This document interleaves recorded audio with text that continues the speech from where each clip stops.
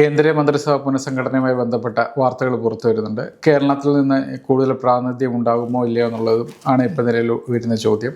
നിലവിൽ നമുക്ക് കേരളത്തിൽ നിന്നുള്ള ജോർജ് കുര്യൻ അടക്കം ഇനി ഉള്ള നേതാക്കൾക്ക് ഇനിയും അവിടെ സ്ഥാനം ഉണ്ടാകുമോ എന്നുള്ളതാണ് ഉയർന്നേക്കുന്നത്. അപ്പോൾ അതിനൊപ്പം ഉയർന്നേക്കുന്ന ഒരു പേരാണ് സി സദാനന്ദൻ മാസ്റ്ററുടെ ഒരു കാര്യം. അദ്ദേഹം കേന്ദ്ര മന്ത്രിസഭയിൽ ഉൾപ്പെടുമെന്ന റിപ്പോർട്ടുകളാണ് പുറത്തു വരുന്നത്. അതിന് സാധ്യത കൂടുതലാണ്. നിലവിലത്തെ സാഹചര്യത്തിൽ ഇപ്പോൾ അദ്ദേഹത്തിൻ്റെ രാഷ്ട്രീയ പശ്ചാത്തലം അതാണ് അദ്ദേഹത്തെ രാജ്യസഭയിലേക്ക് എത്തിച്ചതെന്ന് നമുക്ക് വ്യക്തമായിട്ടറിയാം. അദ്ദേഹം ഇനിയും മന്ത്രിസഭയിലേക്ക് നരേന്ദ്രമോദി സർക്കാരിൻ്റെ ഭാഗമാകുമോ എന്നുള്ള ഒരു ആകാംക്ഷയാണ് നിലവിലുള്ളത്. അതിനെ എത്രത്തോളം നമുക്ക് നോക്കിക്കാണാനാകും? തീർച്ചയായും ഇപ്പോൾ പറയുമ്പോൾ നമുക്കറിയാം, കേന്ദ്ര മന്ത്രിസഭാ പുനഃസംഘടന 3 വർഷം പൂർത്തിയാവാണ് മോദി സർക്കാർ. ഒരു 12ഓളം മന്ത്രിമാരുടെ വകുപ്പുകളിൽ മാറ്റം ഉണ്ടാവുന്നു. പലവരും ഇത് മന്ത്രിസഭയിൽ നിന്ന് മാറ്റി നിർത്തുന്നുള്ള റിപ്പോർട്ടുകൾ പുറത്തു വരുന്നുണ്ട്. അത് ഏകദേശം ഉറപ്പായിട്ടുണ്ട്. കാരണം ഉത്തർപ്രദേശിൻ്റെ പുതിയ BJP അധ്യക്ഷനായും ഡൽഹിയുടെ അധ്യക്ഷനായിട്ടും വന്നത് കേന്ദ്ര മന്ത്രിസഭയിലെ അംഗങ്ങളാണ്. പങ്കജ് മൽഹോത്ര ഉൾപ്പെടെയുള്ളവരെ BJP സംഘടന ചുമതല നൽകി കൊടുത്തിട്ടുണ്ട്. അപ്പോൾ അവരെ എന്തായാലും കേന്ദ്ര മന്ത്രിസഭയിൽ ഒഴിവാക്കും, മന്ത്രിസഭയിലേക്ക് പുനഃസംഘടന നടക്കും. ഈ ഒരു ഘട്ടത്തിൽ കേരളത്തിന് പരിഗണന ലഭിക്കുമെന്ന് പറയാൻ കാരണം, കേരള ചരിത്രത്തിൽ ആദ്യമായിട്ട് നിയമസഭയിലേക്ക് 3 അംഗങ്ങളെ ജയിപ്പിക്കാൻ വേണ്ടി കഴിഞ്ഞിട്ടുണ്ട്. അതിൻ്റെ പരിഗണന എന്തായാലും ഈ പ്രസംഗത്തിൽ വരും. പിന്നെ ഈ പഞ്ചിയും പറഞ്ഞാൽ തന്നെ ജോർജ് കുര്യൻ്റെ രാജ്യസഭാ കാലാവധി അവസാനിക്കുകയാണ്. അണ്ടർ പെർഫോമായ മന്ത്രിമാരെ മാറ്റുന്നു പറയുന്നുണ്ട്. ജോർജ് കുര്യൻ്റെ പെർഫോമൻസിനെ കുറിച്ചുള്ള വിലയിരുത്തലുകളല്ല പറയുന്നത്. അദ്ദേഹത്തിൻ്റെ പദവി ഈ രാജ്യസഭാ കാലാവധി കഴിയുന്നതുകൊണ്ട് അത് തുടർന്ന് നൽകുമോ, അല്ലെങ്കിൽ അദ്ദേഹത്തിന് പകരം പുതിയൊരാളെ കേന്ദ്ര മന്ത്രിസഭയിൽ ഉൾപ്പെടുത്തുമോ എന്നാണ് അറിയാനുള്ളത്. സുരേഷ് ഗോപി മന്ത്രിസഭയിൽ തുടരുമെന്ന റിപ്പോർട്ടാണ് വരുന്നത്. ക്യാബിനറ്റ് റാങ്ക് ലഭിക്കുമോ എന്നുള്ളത് സഹമന്ത്രികൾ മാറി ലഭിക്കുമെന്ന് നമുക്ക് അറിയില്ല. എങ്കിൽ കൂടി ജോർജ് കുര്യൻ മാറുകയാണെങ്കിൽ തീർച്ചയായും ഒരാൾ കൂടി കേന്ദ്ര മന്ത്രിസഭയിലേക്ക് എത്തും എന്നാണ് പറയുന്നത്. ഒരു സംഘടനകത്ത് വലിയ പുനഃസംഘടനയിലേക്കാണ് പോകുന്നത്. അങ്ങനെ വരുമ്പോഴാണ് ഈ പറഞ്ഞ രാജ്യസഭാംഗം, കേരളത്തിൽ നിന്നുള്ള മറ്റൊരു രാജ്യസഭാംഗമാണ് സദാനന്ദ മാസ്റ്റർ. പിന്നെ BJP അദ്ദേഹത്തിൻ്റെ RSSനും BJP തലത്തിൽ ഒരു നേതാവ്, വൈകാരിക തലത്തിൽ വലിയൊരു സ്വാധീനമുള്ള നേതാവാണ്. അണികൾക്കിടയിൽ ഒരു വൈകാരികമായി തന്നെ ഒരു വികാരമാണ് സദാനന്ദ മാസ്റ്റർ. നമുക്കറിയാം അദ്ദേഹത്തിൻ്റെ അക്രമരാഷ്ട്രീയത്തിൻ്റെ ഇര എന്നാണ് അവർ അദ്ദേഹത്തെ ഉയർത്തിയിരിക്കുന്നത്. അപ്പോൾ അതുകൊണ്ട് തന്നെ അദ്ദേഹത്തിൻ്റെ ഒരു രാജ്യസഭാംഗത്തിന് ഒരാൾക്ക് കേന്ദ്രമന്ത്രിസ്ഥാനം കൊടുക്കുമ്പോൾ രാജ്യസഭയിലേക്ക് അംഗമായി കൊണ്ടുവരണം. അദ്ദേഹം ഇപ്പോൾ രാജ്യസഭാ അംഗമാണ്. അതുകൊണ്ട് തന്നെ അതിന് കുറച്ചുകൂടി നടപടിക്രമങ്ങൾ എളുപ്പമാണ് അദ്ദേഹത്തെ കേന്ദ്രമന്ത്രിസഭയിൽ ഉൾപ്പെടുത്താൻ. അതാണ് അദ്ദേഹത്തിൻ്റെ പേര് ഫസ്റ്റ് വരുന്നത്. ഈ പറഞ്ഞ ഇതുണ്ട്. പിന്നെ പാർട്ടിക്ക് വേണ്ടി ത്യാഗം സഹിക്കുന്നവരെ പരിഗണിക്കുന്ന ഒരു കേന്ദ്ര നേതൃത്വം, അത് അദ്ദേഹത്തിനെ രാജ്യസഭയിലേക്ക് എത്തിച്ചപ്പോൾ തന്നെ പറഞ്ഞിരുന്നു. മോദി പണ്ട് പറഞ്ഞ കാര്യങ്ങളൊക്കെ പറഞ്ഞിട്ട് അദ്ദേഹം എന്തുവന്നാലും അത് അർഹിക്കുന്നതാണ് ഒരു സ്ഥാനം നിന്നു. അപ്പോൾ അദ്ദേഹത്തിന് കേന്ദ്രമന്ത്രി പദവികൾ ലഭിക്കുകയാണെങ്കിൽ കേരളം പോലെ സംസ്ഥാനത്ത് പൊരുതി വരുന്ന BJP പ്രവർത്തകർക്ക് ഒരു ആവേശം ഉണ്ടാകും എന്നൊരു വികാരം അതിൽ വരുന്നുണ്ട്. ആ ഒരു മെസ്സേജ് അതിൽ കിട്ടും. അതിന് സാധിക്കും. രാജ്യസഭയിലേക്ക് നാമനിർദ്ദേശം ചെയ്തപ്പോൾ പോലും ഇപ്പൊ ലിജിൻ പറഞ്ഞ പോലുള്ള ഒരു ഇതായിരുന്നു. മോദി അതിനു മുമ്പ് തെരഞ്ഞെടുപ്പ് സമയത്ത് വന്നിട്ട് ഇദ്ദേഹം കാസർഗോഡ് ഒരു വേദിയിൽ അദ്ദേഹത്തിന്റെ കൈപിടിച്ച് ഉയർത്തിയിട്ട് പറഞ്ഞു, ഇവരെ ഒന്നും ത്യാഗം പിന്നെ വേറെ കാണാതെ പോയില്ല, എല്ലാത്തിനും അതിന് അർഹമായ പ്രാധാന്യം ലഭിക്കുന്നു പറഞ്ഞിരുന്നു. അങ്ങനെയാണ് അദ്ദേഹത്തിന്റെ കൃത്രിമ കാലുകളൊക്കെ രാജ്യസഭയിൽ ചർച്ച ചെയ്ത് നമ്മൾ കാണുന്നതാണ്. അപ്പം അത് അദ്ദേഹത്തിന് കേന്ദ്രമന്ത്രി പദവി ലഭിക്കുന്നത് മറ്റൊരു ഘടകമായിട്ട് ഒരു വലിയൊരു ഇതായിട്ട് തന്നെ അവർക്ക് ഉയർത്തി കാണിക്കാൻ പറ്റും. അതുകൊണ്ട് തന്നെ ഒരു പുനഃസംഘടന ഉണ്ടെങ്കിൽ ഒന്നാമത്തെ പേര് കാരണം സദാനന്ദൻ മാസ്റ്റർ തന്നെയായിരിക്കും. അതല്ലെങ്കിൽ വരുന്നതാണ് നമുക്ക് നിരവധി പേരുകൾ വരുന്നുണ്ട്. അതിൽ K. സുരേന്ദ്രൻ്റെ പേര് പറയുന്നുണ്ട്, BJPയുടെ മുൻ അധ്യക്ഷനാണ്. അനൂപ് ആന്റണി ഉണ്ട്, അനിൽ ആന്റണി ഉണ്ട്. ക്രൈസ്തവ യുവ പ്രാതിനിധ്യം എന്നൊരു ഇത് വരുന്നുണ്ട്. അല്ലെങ്കിൽ വീണ്ടും കൃഷ്ണദാസിൻ്റെ ആണോ ശോഭ സുരേന്ദ്രനാണോ, അങ്ങനെ അപ്രതീക്ഷിതമായി വരുന്ന പേരായിരിക്കും വരുന്നതാണ് പറയുന്നത്. പത്മജ വേണുഗോപാലിന്റെ പേര് ശോഭ സുരേന്ദ്രനുണ്ട്, വനിതാ നേതാവ്. പത്മജക്ക് പാർട്ടി വിട്ട് വന്നു, അവർ തോൽക്കുന്ന സീറ്റിൽ തോൽവിയാണെങ്കിൽ കൂടി അത് പദവിയിലേക്കുണ്ട്. ശോഭ സുരേന്ദ്രനും K. സുരേന്ദ്രനൊക്കെ പറയുമ്പോൾ നേതാക്കൾ സംസ്ഥാനത്ത് പൊരുതി വളരുന്നത് അല്ലെങ്കിൽ സംസ്ഥാനത്ത് തന്നെ പ്രവർത്തിച്ചു വരുന്ന നേതാക്കളാണ്. അവർക്ക് അർഹിച്ചൊരു പ്രാധാന്യം കൊടുക്കേണ്ടതുണ്ട് പറഞ്ഞിട്ട് എല്ലാ നിയമസഭയിലും മത്സരിക്കുന്നുണ്ടെങ്കിലും പരാജയപ്പെടുന്നവരാണല്ലോ. ഇതിലെനിക്ക് മറ്റൊരു ചാൻസ് വന്നത് K. സുരേന്ദ്രൻ്റെ കാര്യമാണ്. K. സുരേന്ദ്രൻ എന്നത് നമ്മളൊരു കഴിഞ്ഞൊരു കുറച്ചാലത്തെ പാറ്റേൺ നോക്കിയാൽ BJP സംസ്ഥാന അധ്യക്ഷന്മാരെ മാറ്റുമ്പോൾ അവരുടെ ഗവർണർമാരായി നിയമിക്കുന്നവർ കണ്ടിട്ടുണ്ട്. ശ്രീധരൻപിള്ളയായാലും കുമ്മനത്തിനായാലും അവർക്ക് അങ്ങനെ പദവി കൊടുത്ത് BJP ഉയർന്ന പദവി, ഒരു നല്ലൊരു പദവി ലഭിച്ചിട്ടാണ് മാറ്റുന്നത്. സുരേന്ദ്രനെ മാറിയ സമയത്ത്, സുരേന്ദ്രൻ കാലാവധി പൂർത്തിയാക്കി മാറുന്ന സമയത്ത് രാജീവ് ചന്ദ്രശേഖർ വരുമ്പോൾ സുരേന്ദ്രൻ അങ്ങനെ പ്രത്യേകിച്ച് വലിയൊരു പദവിയിലേക്കൊന്നും കൊണ്ടുപോകാൻ വേണ്ടി പറ്റിയിരുന്നില്ല, അല്ലെങ്കിൽ കൊണ്ടുപോയിരുന്നില്ല. ഈ നിയമസഭ തെരഞ്ഞെടുപ്പ് ഉൾപ്പെടെ അദ്ദേഹം മത്സരിച്ച് പരാജയപ്പെടുന്നത് ഇതുവരെ ചരിത്രത്തിലെ ഏറ്റവും വലിയ പരാജയമാണ് BJP. സുരേന്ദ്രൻ്റെ ചരിത്രത്തിലുള്ള പരാജയമാണ് മഞ്ചേശ്വരത്ത് ഏറ്റുവാങ്ങേണ്ടി വന്നത്. പ്രതീക്ഷിക്കാത്തതിൽ പിന്നോട്ട് വരുന്നു. അപ്പം അങ്ങനെ വരുമ്പോൾ നേതാവിന് അർഹിച്ച പ്രാധാന്യം നിലയിലേക്ക് ദേശീയ ജനറൽ സെക്രട്ടറി അല്ലെ സെക്രട്ടറി സ്ഥാനമാണ് സുരേന്ദ്രൻ നിലവിൽ സാധ്യതയുള്ളതെന്ന് പറയും. കിട്ടാൻ ചാൻസ് ബി മുരളീധരൻ ദേശീയ ജനറൽ സെക്രട്ടറി ആക്കാൻ ചാൻസ് എന്ന് പറയുന്നുണ്ട്. കാരണം നിയമസഭാ കക്ഷിയുടെ അവസാനം അദ്ദേഹം കൊടുക്കാണ്ട് ഗോപകുമാറാണ് കൊടുത്തിരിക്കുന്നത്. അത് വരുന്നുണ്ട്. പാർട്ടി തലത്തിലേക്ക് അങ്ങ് മാറിയാലും ഈ സുരേന്ദ്രൻ്റെ ഒരു പദവി ഒരു ആവശ്യമാണ്. അല്ലെങ്കിൽ K. സുരേന്ദ്രൻ നമുക്കറിയാം, അദ്ദേഹം BJP സംസ്ഥാന അധ്യക്ഷനാക്കുമ്പം അദ്ദേഹം ഒരു മുഖമായിരുന്നു BJPയുടെ ചാനൽ മറ്റും. അപ്പം അദ്ദേഹത്തിനെ പ്രസിഡന്റാക്കി മാറ്റുമ്പം ഒരു പദവി കൊടുക്കേണ്ടതുണ്ട് എന്നൊരു വികാരം എന്തായാലും ഉണ്ട്. അത് അനുകൂലമായാൽ സുരേന്ദ്രൻ മേനക്കം, അല്ലെങ്കിൽ ഞാൻ പറഞ്ഞ മറ്റു 2 പേരുകൾ അനൂപ് ആന്റണി, അനിൽ ആന്റണി എന്നുള്ള പേരുകളിലേക്ക് പോകുന്നത്. ഈ അനൂപ് ആന്റണിയുടെയും അനിൽ ആന്റണിയുടെയും പേര് ലിജിൻ പറഞ്ഞു. അതിൻ്റെ അകത്തൊരു പ്രത്യേകത എന്ന് പറയുമ്പോൾ ഈ കേരളത്തിലെ ഒരു BJP രാഷ്ട്രീയ പശ്ചാത്തലമുണ്ട്. പ്രത്യേകിച്ച് നിലവിലെ രാഷ്ട്രീയത്തിലെ ഒരു ക്രൈസ്തവ വിഭാഗങ്ങളുമായിട്ട് അടുക്കാൻ ശ്രമം നടത്തുന്നുണ്ട്.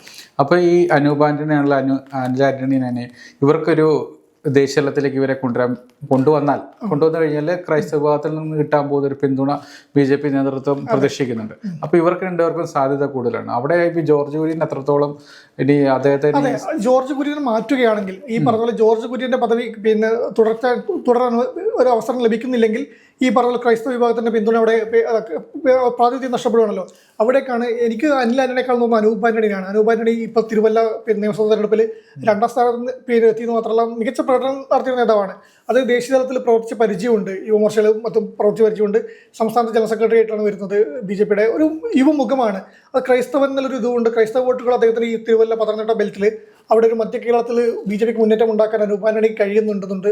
ചാനൽ ചർച്ചകളൊക്കെ വ്യക്തമായി പാർട്ടിയുടെ നിലപാടുകൾ പറയാനും അത് പ്രചരിപ്പിക്കാനും പറ്റുന്ന നേതാവ് കൂടിയാണ്. അങ്ങനെ ഈ പറഞ്ഞ വിവാദങ്ങളിലേക്ക് അധികം പോവാതെ ഒരു നല്ല സൗമ്യമുഖം നല്ല BJPയുടെ നല്ല മുഖമായിട്ട് തന്നെ നിൽക്കാൻ വേണ്ടി അനൂപ് ആന്റണിക്ക് പറ്റുന്നുണ്ട്. അപ്പം അനൂപിന് ഈ ഒരു പരിഗണന ജോർജ് കുര്യൻ ഇല്ല എങ്കിൽ പ്രഥമ പരിഗണന ഞാൻ കാണുന്ന അനൂപ് ആന്റണിക്ക് തന്നെയാണ്. ആ മുഖത്തിനോട് ക്രൈസ്തവ യുവ പ്രാതിനിധ്യം അത് ഉറപ്പിക്കാൻ വേണ്ടി പറ്റും. ഈ നിയമസഭാ തെരഞ്ഞെടുപ്പിൽ 3 സീറ്റുകൾ നേടി നിയമസഭയിൽ എത്തിയ ഒരു പാർട്ടിയാണ് BJP. അതിനുശേഷമാണ് ഈ കേന്ദ്രമന്ത്രിസഭയിൽ പുനഃസംഘടന ഉണ്ടാകുന്നത്. അപ്പോൾ നിലവിൽ നമ്മൾ ജോർജ് കുര്യൻ്റെ സാധ്യതകൾ നമ്മൾ പറയുന്നുണ്ട്, സുരേഷ് ഗോപിയുടെ സാധ്യതകൾ പറയുന്നുണ്ട്. അതുപോലെ തന്നെ ഇപ്പോൾ ലിജിൻ പറഞ്ഞ പോലെ തന്നെ നമ്മുടെ സുരേന്ദ്രൻ തീർച്ചയായും പരിഗണിക്കേണ്ട ഒരു നേതാവാണ്. കാരണം വെച്ചാൽ അദ്ദേഹം പാർട്ടി കൊണ്ട് വളരെയധികം പ്രവർത്തനം നടത്തിയ ആളാണ്. പല ഘട്ടങ്ങളിലും വീഴ്ചകൾ ഉണ്ടായെങ്കിൽ പറഞ്ഞാലും ഈ ഒരു വിവാദങ്ങളുടെ സമയത്ത് ശബരിമല വിഷയം ഉണ്ടായിരുന്ന സമയത്തടക്കം പാർട്ടി BJPയെ മികച്ച രീതിയിൽ മുമ്പോട്ട് നയിക്കാൻ അദ്ദേഹത്തിന് കഴിച്ചിട്ടുണ്ട്. അപ്പോൾ ഒരു പുനഃസംഘടന വരുമ്പോഴത്തേക്കും നമ്മൾ സ്വാഭാവികമായിട്ട് നമ്മൾ സുരേന്ദ്രനെ പരിഗണിക്കണം എന്ന് ചോദിച്ചാൽ പരിഗണിക്കണം. കാരണം വെച്ച് കഴിഞ്ഞാൽ ഇതിന് മുമ്പ് ഇരുന്നവരെ പോലും ഗവർണറായിട്ടും മറ്റു പദവികൾ നൽകി പരിഗണിച്ചിട്ടുണ്ട്. സുരേന്ദ്രൻ ഈ പറഞ്ഞ മന്ത്രിസഭയിലുള്ളെങ്കിൽ അദ്ദേഹത്തിന് സംഘടനാ തലത്തിൽ ഈ പറഞ്ഞ ദേശീയ തലത്തിലോട്ടും അദ്ദേഹം ലഭിക്കും. അതുപോലെ തന്നെ ഇപ്പോൾ അനൂപ് ആന്റണിയുടെ അനിൽ ആന്റണിയുടെ കാര്യമാണല്ലോ നമ്മൾ പറഞ്ഞു. അതുപോലെ ശോഭ സുരേന്ദ്രന്റെ കാര്യം അപ്പോൾ ഇവിടെ പറയേണ്ട കാര്യമുണ്ട്. കാരണം ശോഭ സുരേന്ദ്രൻ ഇവിടെ നമ്മൾ പറയുന്നത് എപ്പോഴും വളരെ ക്രൗഡ് പുള്ളറാന്ന് പറയുന്നുണ്ട്. പക്ഷേ ഇത്തവണ പാലക്കാട് അദ്ദേഹത്തിന് പരാജയപ്പെടേണ്ടി വന്നാൽ പോലും ശോഭ സുരേന്ദ്രൻ കേരളത്തിലെ അറിയപ്പെടുന്ന BJPയുടെ ഒരു വനിതാ മുഖം തന്നെയാണ്. അത് ശോഭ കഴിഞ്ഞിട്ട് നിലവിലത്തെ രാഷ്ട്രീയത്തിൽ BJPക്ക് ഒരു മുഖം വനിതാ നേതാക്കളുള്ളൂ. ഈ കേരളത്തിലെ BJPയുടെ നേതൃത്വമുള്ള ഒരു എണ്ണം പറഞ്ഞ കേരളത്തിലെ സ്ത്രീ നേതാക്കളുടെ പട്ടിക എടുത്താൽ നമ്മൾ ഈ പറഞ്ഞ നേതാക്കളിലെ മന്ത്രിസഭയിൽ സംസ്ഥാന മന്ത്രിസഭയിൽ ഉൾപ്പെടുന്ന നേതാക്കളേക്കാൾ മുന്നിൽ പറയുന്ന ഒരു പേരായിട്ട് ശോഭ സുരേന്ദ്രൻ വരും. സംസ്ഥാന രാഷ്ട്രീയത്തിൽ തന്നെ പറഞ്ഞു കഴിഞ്ഞാൽ ഒരു പ്രധാനപ്പെട്ട നേതാക്കളെ പറഞ്ഞു കഴിഞ്ഞാൽ ശോഭ സുരേന്ദ്രൻ അങ്ങനെ എല്ലാ തെരഞ്ഞെടുപ്പിലും പൊരുത്തുന്നതും നമ്മൾ കാണുന്നതൊക്കെയാണ്. ഇപ്പം BJP ഒരു വനിതാ നേതാവിനെയാണ് കേന്ദ്ര മന്ത്രിസഭയിലേക്ക് പരിഗണിക്കുന്നതെങ്കിൽ പക്ഷെ അതൊരു അങ്ങനെ സംഭവിച്ചു കഴിഞ്ഞാൽ BJPക്ക് ഒരു വലിയൊരു മൈലേജ് കിട്ടുന്ന ഘടകമാണ്. അല്ല അതിൽ ഞാൻ കാണുന്ന ശോഭ സുരേന്ദ്രനെ പോലെ നേതാവിന് കൊടുക്കാൻ ചിലപ്പോൾ പത്മജക്ക് കൊടുക്കാനായി വേറൊരു കാര്യം കൂടെ കാണുന്നുണ്ട്. പത്മജക്ക് കൊടുക്കുമ്പോൾ കോൺഗ്രസിൽ നിന്ന് വിട്ടുവരുന്ന പ്രധാന നേതാക്കൾക്ക് നമുക്ക് അബ്ദുള്ള കുട്ടിക്ക് അവർ കേന്ദ്ര പാർട്ടി സംഘടന ഈ പത്മജയുടെ കാര്യം ഇപ്പോൾ പത്മജയ്ക്ക് അതുപോലെ ഒരു പിന്തുണ BJPയിൽ നിന്ന് കിട്ടുന്നുണ്ടോ എന്ന് ചോദ്യം. അല്ല പത്മജയ്ക്ക് ആ ഒരു പിന്തുണ കോൺഗ്രസിൽ നിന്ന് കിട്ടിയില്ല. പക്ഷേ BJP വരുമ്പോൾ അത് അവർ ആത്മവിശ്വാസം പ്രകടിപ്പിക്കുന്നുണ്ടെങ്കിൽ പോലും നിലവിലെ സംസ്ഥാന BJP പോലും പത്മജ അതിന് ഒരു പത്മജയ്ക്ക് എത്രത്തോളം വോട്ട് പിടിക്കാൻ പറ്റുന്നു, പത്മജയ്ക്ക് എത്ര വോട്ട് കൊണ്ടുവരാൻ പറ്റുന്ന കാര്യത്തിൽ അവർക്ക് ഭിന്നാഭിപ്രായമുണ്ട്. പത്മജ കെ കരുണാകരൻ്റെ മകൾ എന്നൊരു ഇമേജ് വലിയൊരു ഇമേജ് പാർട്ടിയിലേക്ക് വരുമ്പോൾ കിട്ടിയിട്ടുണ്ടായിരുന്നു. കാരണം മുതിർന്ന ഇപ്പോഴത്തെ കെ മുരളീധരൻ്റെ സഹോദരി ആ ഒരു ഇമേജ് കോൺഗ്രസിൽ നിന്ന് വലിയൊരു തലപ്പൊക്കമുള്ള നേതാവ് വരുന്നൊരു ഇമേജ് ഉണ്ട്. പക്ഷേ പത്മജയ്ക്ക് എത്രത്തോളം മണികളെ കൊണ്ടുവരാൻ പറ്റി, എത്ര വോട്ട് കൊണ്ടുവരാൻ പറ്റുന്ന കാര്യത്തിൽ ഇപ്പോഴും സംശയമാണ്. അതാണ് ഈ പറഞ്ഞത്. പക്ഷേ പരിഗണിക്കാതിരിക്കാനില്ലതല്ലേ. ഇപ്പോൾ പറഞ്ഞ നിരവധി നേതാക്കൾ ഇപ്പം BJPക്ക് ഉണ്ട്. പക്ഷേ ഈ അപ്രതീക്ഷിത പേരെന്ന് പറയുമ്പോൾ എനിക്കൊന്ന് ശോഭ സുരേന്ദ്രനോ പത്മജൊന്നും ആയിരിക്കില്ല. ചിലപ്പം ഇപ്പോൾ മറ്റു വരുന്ന നേതാക്കൾ നമുക്ക് ജില്ലാ തലത്തിൽ ജില്ലാ അധ്യക്ഷന്മാരെ BJPയുടെ ജില്ലാ അധ്യക്ഷന്മാരെ പ്രവർത്തിക്കുന്ന നിരവധി വനിതാ നേതാക്കളുണ്ട്. അവരുടെ ഒരാൾക്കും കൂടെ പരിഗണന ലഭിച്ചേക്കാം. അതിനുള്ള സാധ്യതകൾ അവിടെ കാണുന്നുണ്ട്. പിന്നെ അനൂപ് ആന്റണിയുടെ പേര് പറഞ്ഞപ്പോൾ തന്നെയാണ് അനിൽ ആന്റണിയുടെ പേര് എടുത്തു പറയേണ്ടതുണ്ട്. അനിൽ ആന്റണി ഇപ്പം ദേശീയ വക്താവാണ് BJPയുടെ. കേന്ദ്ര നേതൃത്വമായിട്ട് ഇപ്പോൾ ഏറ്റെടുത്ത് പ്രവർത്തിക്കുന്ന ഒരു കേരളത്തിലെ യുവ നേതാവ് അനിൽ ആന്റണി തന്നെയാണ്. അദ്ദേഹത്തിൻ്റെ പ്രവർത്തന മേഖല ഇപ്പം ഡൽഹി തന്നെയായിട്ടാണ് വരുന്നത്. അപ്പം AK ആന്റണിയുടെ മകനാണ്. ഈ പറഞ്ഞ പോലെ പാർട്ടി വിട്ട് വരുന്ന AK ആന്റണിയുടെ മകനാണ്. അദ്ദേഹം കോൺഗ്രസിൻ്റെ ഉൾപ്പെടെ തന്നെ IT മേഖലയിലൊക്കെയാണ് പ്രാവീണ്യം എന്നാണ് പറഞ്ഞിരുന്നത്. ആ ലെവലിലേക്ക് ഒരു സാധനമുണ്ട്. ഈ പറഞ്ഞ അനൂപ് ആന്റണിക്ക് പറഞ്ഞ ഗുണങ്ങൾ പറയുന്നത് തന്നെ യുവ ക്രൈസ്തവ പ്രാതിനിധ്യം അതും ഉറപ്പിക്കാൻ വേണ്ടി പറ്റും. അപ്പം അനൂപ് ആന്റണിയുടെ പേരോടൊപ്പം തന്നെ അനിൽ ആന്റണിയുടെ പേരോട് കൂട്ടിച്ചേർക്കേണ്ടതുണ്ട്. രണ്ടിലും ഒരുപോലെയാണ്. അനൂപ് ആന്റണിക്ക് കേരളത്തിൽ കുറച്ചും കൂടി ഒരു വേരോട്ടം ഉണ്ടാക്കാൻ കഴിയുന്നുണ്ടെങ്കിൽ അനിൽ ആന്റണിക്ക് കേന്ദ്ര നേതൃത്വമായിട്ടുള്ള ബന്ധത്തിൽ കുറച്ചും കൂടി ഒരു ബന്ധമുണ്ട് എന്നുള്ള സാധനം കൂടിയുണ്ട്. അപ്പോൾ ഈ രണ്ട് നേതാക്കളുടെ പേര് നമ്മൾ നോക്കേണ്ടതുണ്ട്. അനൂപ് ആന്റണി അല്ലെങ്കിൽ നമ്മൾ പറഞ്ഞ പത്മജ വേണുഗോപാൽ, ഈ രണ്ട് പേരിൽ ഒരാളെ കേന്ദ്രത്തിലോട്ട് എത്തിച്ചു കഴിഞ്ഞാൽ ബി ജെ പിക്ക് അതൊരു വലിയ ട്രംപ് കാർഡാവും. കാരണം വെച്ച് കഴിഞ്ഞാൽ അത് ദേശീയ ഇവരുടെ മുൻകാല രാഷ്ട്രീയ ചരിത്രമുണ്ട്, ഇവരുടെ പാരമ്പര്യമുണ്ട്, അത് കോൺഗ്രസിനെ സമ്മർദ്ദത്തിലാക്കുന്ന ഒരു ഘടകമാണ്. അതപ്പോൾ ബി ജെ പിക്ക് അത് ഉയർത്തിക്കാട്ടാൻ പറ്റും. കാരണം വെച്ച് കഴിഞ്ഞാൽ ഇപ്പം കേരള രാഷ്ട്രീയത്തിൽ ഇപ്പം 3 MLA-മാരെ കിട്ടിയൊരു സാഹചര്യമുണ്ട്, ഒരു MP കിട്ടിയൊരു സാഹചര്യമുണ്ട്. അപ്പോഴത്തേക്കും സ്വാഭാവികമായിട്ട് ഇവർ പ്രത്യേകിച്ച് നമ്മൾ നോക്കുമ്പോഴത്തേക്ക് അനൂപിൻ്റെ കാര്യമാണെങ്കിൽ പോലും അല്ലെ അനിലിൻ്റെ കാര്യമാണെങ്കിൽ പോലും ഇവർ ക്രൈസ്തവ വിഭാഗത്തിൽ നിന്നും കൂടെ വരുമ്പോഴത്തേക്കും ഈ ബി ജെ പിയിൽ നിന്ന് ഇപ്പോഴും അകന്ന് നിൽക്കുന്നു, അല്ലെങ്കിൽ ബി ജെ പി ഒപ്പം നിർത്താൻ ശ്രമിക്കുന്ന ഒരു വിഭാഗമാണ് ക്രൈസ്തവർ. അപ്പോൾ ഇവരെ ഒപ്പം നിർത്താൻ പറ്റിയാൽ ഉള്ള ഒരു നേട്ടം അവരോട് മുന്നിൽ കാണുന്നുണ്ട്. അതുപോലെ തന്നെ പത്മജയെ കൊണ്ടുവരാൻ പറ്റിയാൽ പത്മജയുടെ മുൻകാല രാഷ്ട്രീയം കേരളത്തിൻ്റെ മുഖ്യമന്ത്രിയുടെ മകളായിരുന്നു എന്നുള്ള ഒരു വലിയൊരു ഘടകം അവിടെ ഉണ്ട്. അപ്പോഴത്തേക്ക് ദേശീയ തലത്തിൽ പോലും ശ്രദ്ധിക്കപ്പെടും. വലിയൊരു വാർത്തയാണ്, നാഷണൽ ലെവലിൽ വലിയൊരു വാർത്തയാവും. പക്ഷേ അതിൽ പത്മജ കൊടുത്താൽ വാർത്തയാവും, പക്ഷെ അത് അത്രത്തോളം പിന്നെയും വോട്ടുകൾ അതാണ് ഞാൻ പറഞ്ഞ ആദ്യത്തെ അത് ആ ഒരു ലെവൽ വെച്ച് നോക്കുമ്പോൾ എനിക്ക് അനിൽ ആന്റണിക്കും അത്രത്തോളം ഇതേ തോന്നുന്നത്. അനിൽ ആന്റണിക്കും കേരളത്തിൽ എത്രത്തോളം വോട്ട് പിടിക്കാൻ പറ്റും, ആന്റണിയുടെ മകൻ കരുണാകരന്റെ മകൾ എന്നൊരിതല്ലാതെ ഇവർക്ക് അത്രത്തോളം വരും. പക്ഷെ ആ സമയത്ത് അനൂപ് ആന്റണിക്കാണെങ്കിൽ അദ്ദേഹത്തിന് യുവാക്കൾ വോട്ടർ പിടിക്കാൻ പറ്റുന്ന ഒരു മുഖമായിട്ട് അല്ലെങ്കിൽ സംഘടന ചലിപ്പിക്കാൻ പറ്റുന്ന ഒരു നേതാവായിട്ട് വരുന്നുണ്ട്. മറ്റു രണ്ടുപേർക്കും അത് അത്രത്തോളം ഉണ്ടെന്ന കാര്യത്തിൽ സംശയമുണ്ട്. അതുകൊണ്ട് നമ്മൾ പറയണമല്ലോ. അതെ, ഇപ്പോൾ നമ്മളിപ്പോൾ നമ്മൾ സദാനന്ദ മാസ്റ്ററുടെ കാര്യം പറഞ്ഞു, ആദ്യം തുടക്കത്തിൽ പറഞ്ഞു അദ്ദേഹത്തെ പരിഗണിക്കേണ്ട വ്യക്തിയാണ് എന്ന് നമ്മൾ പറയുമ്പോൾ പോലും അത് ഏറ്റവും കൂടുതൽ താല്പര്യം കാണിക്കുന്ന RSSന്റെ ഭാഗത്ത് നിന്ന് അവിടുന്ന് ഭാഗത്ത് നല്ലൊരു പുഷൊക്കെ ഉണ്ടാകും. കാരണം സ്വാഭാവികമായിട്ട് അദ്ദേഹത്തെ കേന്ദ്രമന്ത്രിസഭയിൽ എത്തിക്കുക, അദ്ദേഹത്തിന് വലിയ രാഷ്ട്രീയ പരിവേഷം നൽകുക. കാരണം വെച്ച് കഴിഞ്ഞാൽ അദ്ദേഹത്തിൻ്റെ ഒരു നിലവിലത്തെ പശ്ചാത്തലം കേരള രാഷ്ട്രീയത്തിൽ വ്യക്തമായിട്ട് അറിയാം. ദേശീയ തലത്തിൽ രാജ്യസഭയിലേക്ക് എത്തിയപ്പോൾ തന്നെ ദേശീയ തലത്തിൽ ശ്രദ്ധിക്കപ്പെട്ടു.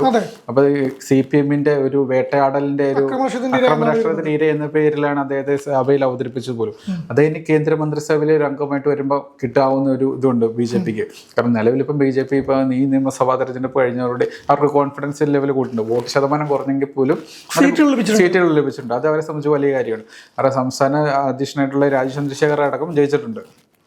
അപ്പോൾ സ്വാഭാവികമായിട്ടും ബി ജെ പിക്ക് ഇപ്പോൾ ഉണ്ടാകുന്ന ഒരു കോൺഫിഡൻസ് ഉണ്ട്. ആ കോൺഫിഡൻസ് ലെവലിനെ കുറച്ചും കൂടെ ഒരു മുന്നിലേക്ക് എത്തിക്കുന്ന ഒരു ഘടകമാണ്. ദേശീയ തലത്തിൽ കേരള രാഷ്ട്രീയത്തിലെ കേരള ബി ജെ പിക്ക് ഒരു മുമ്പോട്ട് പോകാനുള്ള ഒരു കരുത്ത് പോയിരുന്ന കുറച്ച് ഘടകങ്ങളാണ്. ഇപ്പോൾ പത്മജ വേണുഗോപാലിൻ്റെ പേരാണെങ്കിലും അനിൽ ആന്റണിയുടെ പേരാണെങ്കിലും അനൂപ് ആന്റണി ആണെങ്കിലും അല്ലെങ്കിൽ ഇനി നമ്മൾ പറഞ്ഞ സദാനന്ദ മാസ്റ്ററുടെ കാര്യമാണെങ്കിൽ പോലും ഇപ്പോൾ ഇത്രയും പേരുകളെ മുന്നിൽ വെച്ച് അവർക്ക് സ്വാഭാവികമായിട്ടും കേരള ബി ജെ പിക്ക് മുന്നോട്ട് വെക്കുകയും അത് കേന്ദ്രം അതിൻ്റെ അകത്ത് ഈ 2-3 പേരെ സെലക്ട് ചെയ്യുകയും ചെയ്ത് കഴിഞ്ഞാൽ ഏത് പേരും ഈ ബി ജെ പിക്ക് നിർണായകമാണ്.